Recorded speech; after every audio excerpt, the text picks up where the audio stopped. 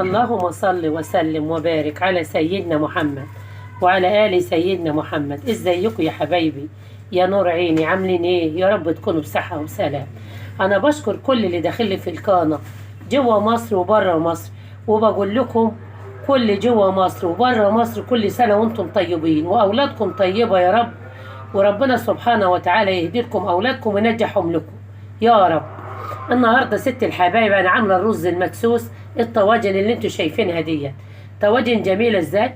انا عامله النهارده رز المدسوس علشان بيت بنوتي مش عارفه تدس عشان العيد واللحمه، تعرف بقى النهارده انا عاملاها زي ست الحبايب مدساه معاها واحده واحده، وانا زقياها السمنه.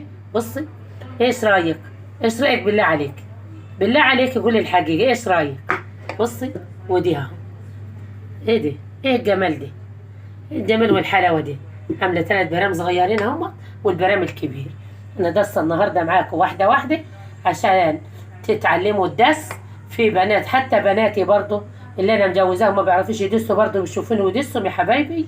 وخلي بالكم من قناه ست الحبايب ويا حبايب، ويلا بينا نشوف الطريقه. ازيكم يا حبايبي يا نور عيني؟ عاملين ايه؟ يا رب تكونوا بصحه وبسلام. انا بشكر كل اللي داخل في القناه يا حبايبي جوا مصر وبره مصر. ويلا يا حبايبي، احنا داخلين على العيد الكبير، كل سنه وانتم طيبين واولادكم طيبه يا رب. عاوزين نعملوا الرز، عاوزين نعمل الرز المدسوس معاكم عشان في بنوتات ما بتعرفش تدس الرز في الفرن. ان شاء الله عندك صينيه برضه حط فيه، مش مهم طاجن زي ده. ويلا يا حبيبتي، انا غاسله الرز اهوت، شفتي لسه غاسله الرز جميل اهوت. ويلا يا حبيبتي عشان نحطه بقى ايه. عاوزه نعمل معاكم البرام الرز الجميل اللذيذ. حبيت الرز يا حبايبي زي ما انتم شايفين، زاد منا حبه رز، عندي برام صغطتين كده الكشاكش الحلوه ديت قلت اعبيهم. عاوزه احط يا حبايبي معاكم الملح اهو يا حبيبتي، عشان البرام كبير لابد نحط له ملح ياما. البرام اهو الصغير يا حبيبتي، ايوه اهو. بنحط دولت للبرام ده، والبرام الصغير ده بنحط له حاجات بسيطه اهو يا حبايبي.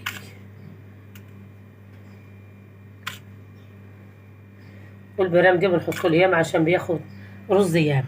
ومعانا اللبن يا حبيبتي، بسم الله الرحمن الرحيم، اللهم صل على حضرة النبي.